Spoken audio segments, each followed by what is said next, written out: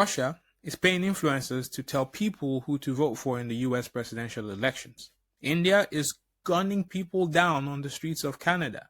And China, well, they may just have influenced the 2019 and 2021 federal elections here in Canada. So, with 50 days to go to the US presidential election and possibly an election coming as well at the federal level here in Canada, now's a good time to talk about foreign interference. Let's go. So, obviously, in 2023, Justin Trudeau dropped a bombshell on all of us, basically saying that there's evidence that China may have influenced the 2019 and 2021 federal elections here in Canada. Now, the result of that particular inquiry showed that the alleged meddling of China did not influence the results. Now, fast forward to this year, last week, news emerged that the US uncovered that Russia paid influencers were trying to meddle in the upcoming US presidential elections. So here's that story. I'll give you that. One of the greatest enemies of our nation right now is Ukraine. Influencers like Tim Pool, who worked with Tenet Media, were clear about who they didn't like and about who they did. Trump, remember what they've done to you. Remember what they were trying to do to you. And please, please destroy these people once you get into office.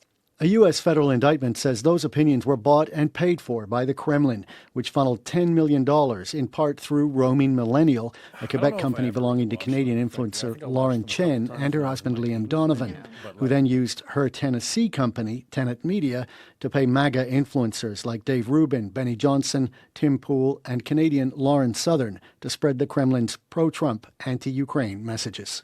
We have not seen an adversary attempt to influence an American election to this degree ever before. So obviously we care about our democratic processes and our institutions, the sanctity of our institutions here in Canada and obviously by extension in the US. Although that's a bit ironic when you think about it, especially considering the history of interference by the US in destabilizing governments around the world. Allegedly. Anyways, but we're on this side now, so who cares? Joking. So what kind of influence is a foreign party able to wield anyways? Well, they're able to spread misinformation, so through troll farms and obviously through social media. They're able to threaten people with ties to foreign countries. Obviously, Canada right now is a melting pot of people coming from diverse origins. I, for one, am coming from Nigeria, right? And foreign government can use people with ties to home countries. So, for example, the people, especially people that still have family back in those places where they've come from, they can use their ties to threaten them and force them to make decisions that favor that foreign party. There's also obviously corruption and treason. I'm sure you guys have heard recently of the story of the members of parliament who willfully colluded with China. Well, so there's just plain treason, like that happens. Obviously, Justin Trudeau hasn't provided the names of those particular MPs that partook in that particular incident. But there's also economic pressure. A country like China, for example, can exert quite a bit of pressure on Canada by placing big tariffs on canola. Now, those sorts of actions can greatly influence the policy or the actions that Canada is able to take against China. There's also infiltration or forceful subversion. Now, that's very unlikely in the case of the US and Canada that a foreign party is just going to invade. They're eating the dogs, the people that came in. They're eating the cat. Well, I don't know if Trump probably agrees with that.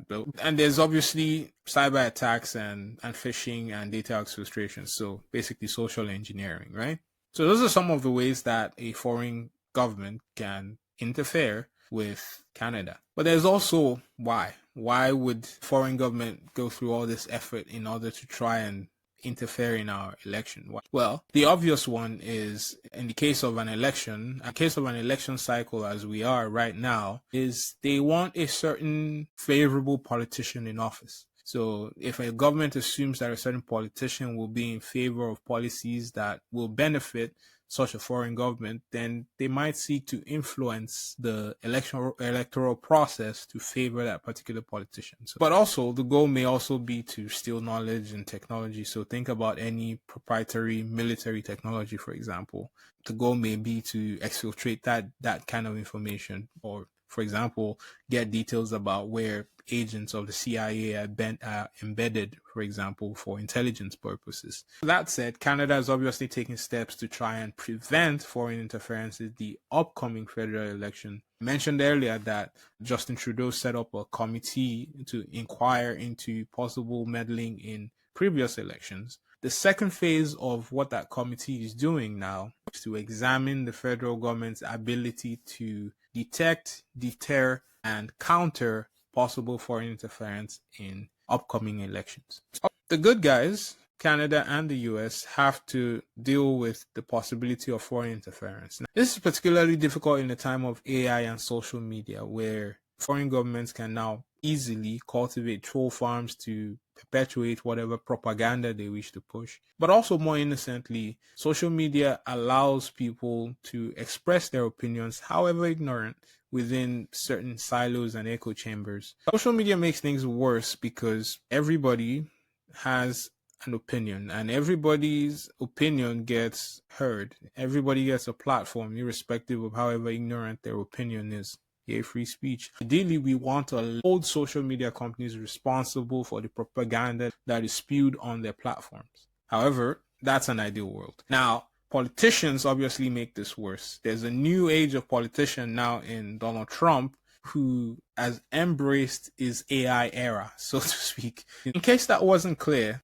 politicians make things worse. Polarization sells, rage baiting is the order of the day, and labeling your political opponents is good for votes. So it's never been easier really for a foreign party to try and interfere in elections in Canada or in the US.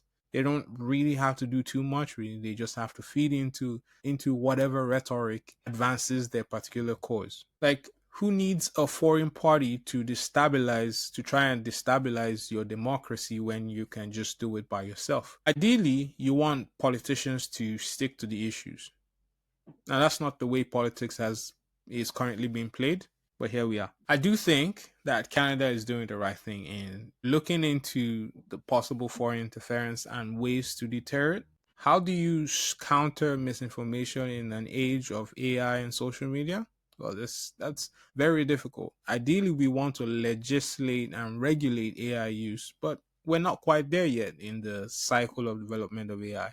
And on social media, everybody has an opinion and everybody has a platform to put that opinion out into the world, however ignorant. Now, it doesn't help that politicians also are playing into this and reinforcing ignorance. In fact, a foreign party who wants to interfere in Canada or the US elections doesn't really have to do much. There's already so much misinformation in the zeitgeist that a foreign party who wants to interfere in the US or Canada only really needs to join the echo chamber. There's really not that much work for them to do.